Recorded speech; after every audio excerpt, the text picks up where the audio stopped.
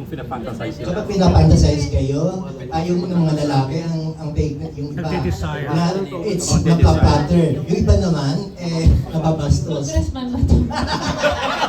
Yes! Ah, yes! Yes! Right answer? Yes! Ay, parang nasagot na po namin kanina, kahit na sino man yan, kung congressman man o hindi tama na sabihin yun. Kumbaga parang, yun yung mga usapan nyo kapag kayo magkakatropa eh. Di ba? Pag nagiinuman kayo na, kumbaga para ipagmalaki mo ba, medyo nakakadismaya lang. Siyempre, I can only feel for yung mga tao mga babae sa buhay ng mga lalaking ganun, di ba? Nararamdaman ko yung ano kayong nararamdaman nila, di ba? So, para po sa akin, importante na hindi siya, kumbaga parang hindi siya ignore. Kailangan natin magsalita about it in a very diplomatic and respectful way. Hindi naman tayo yung parang unasaan na, diba? Hindi naman tayo ganun eh. Kumbaga parang sa atin, hinihingi lang natin yung respeto. And para din maging aware sila na hindi yun appropriate. Rian? I think this country is a very patriarchal country to begin with, and I think there's not enough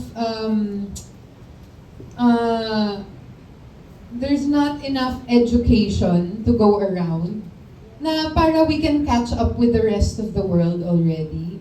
That women are not that women are not items. We're not something that you can own and just use at your will. So we have to understand na may sarili kaming puso, isip. You have no right to say that in public. I mean, I can understand what you're saying na some people get flattered to know na pinagpapantasyahan sila. But, I mean, do you think I don't have fantasies? I wouldn't tell you though.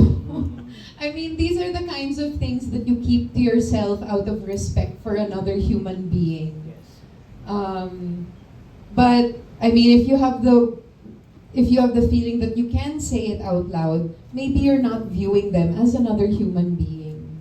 So ayun, I hope that all of the good fathers out there can raise their sons to understand how to respect women as equals, as partners, and not as something that you own.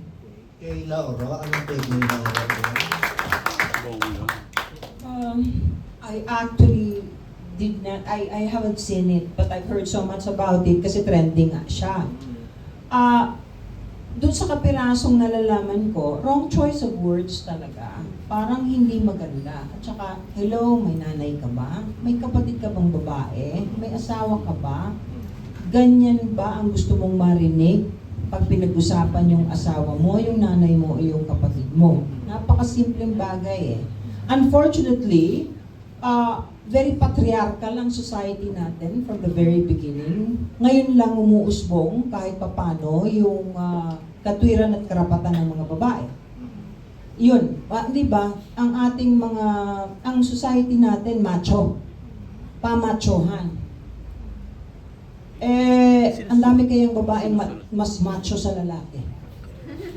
Hindi ako nagbibiro. Kailangan lang sana matutong gumalang sa kapwa. Mga babae, mga lalaki, GMRC boils down to that. kay Direk, may take ka din, Direk? Ako una sa lahat, nasa Senado ka. Yun lang, period. Kasi pwede ka naman sa Kongreso ka, nasa Kongreso ka, nasa public forum ka, na pinag-uusapan ang tungkol sa bayan natin, ang future ng bayan natin. tigilan mo ako sa mga pantasya mo, wala siyang lugar para sa Kongreso. Yun lang naman yun eh. Walang problema magpantasya tayo, kahit everyday mo gawin minuto yan. Ang point ko, nasa Kongreso tayo, nakakaloka. Wala bang good man? Yun nga, good moral. At hindi ba tinuturo yan sa school, yung public speaking? Sa dinami-dami ng example na pwede niyang gawin, because alam ko naman na meron siyang pinupunto. Walang problema doon. Sa dinami-dami ng example, yun talaga, matuto tayong mag-isip, lalo na kung public official ka kasi. Yun eh. Kaya kasi nagiging example ka, like itong sinarian, at mga public figures kayo, di ba? Kaya lahat ng sasabihin mo, mapapanood to ng taong bayan. So magiging example siya sa lahat ng mga kalalakihan na normal to, na sabihin ang pagtaas ng edit pay mo sa buong bayan habang nasa Senado ka. Is that normal? Of course not. Wala kang manners, okay? It brings back dun sa anong naging upbringing nitong lalaking nito.